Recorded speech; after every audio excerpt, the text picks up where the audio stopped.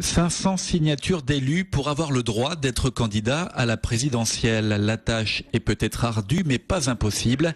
Ils sont quand même 48 000 en France à pouvoir offrir leur parrainage. Députés, sénateurs, conseillers généraux ou régionaux et bien sûr les maires. Dans les petites communes comme ici près de Montpellier, tous les prétendants ont essayé. Le maire UMP a même classé les petits candidats en 2 catégories. Le petit candidat qui est heureux et content de montrer à sa famille qu'il va pouvoir se présenter aux élections municipales, présidentielles. Alors, c'est vrai que j'ai reçu des propositions avec des photos de famille, les enfants, les petits-enfants, tout ont été présents pour soutenir le père ou le grand-père.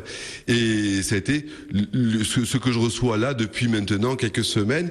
Et puis j'ai été sollicité aussi par ce que j'appelle un petit candidat, notamment Monsieur de Villepin, qui avait besoin, lui, d'avoir l'ensemble des parrainages et qui m'a demandé de signer pour soutenir sa candidature.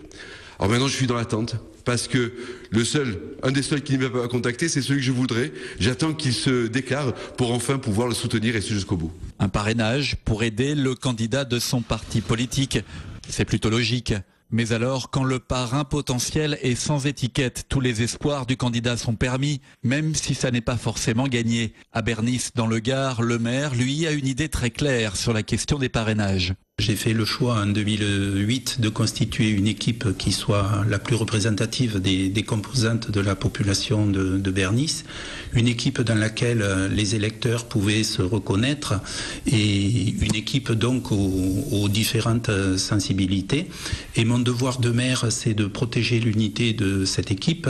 Et c'est donc la raison pour laquelle j'ai décidé de ne pas accorder de parrainage. Décidément, ça n'est pas simple d'être candidat à la présidentielle. Quand les maires ne sont pas encartés, ils préfèrent s'abstenir.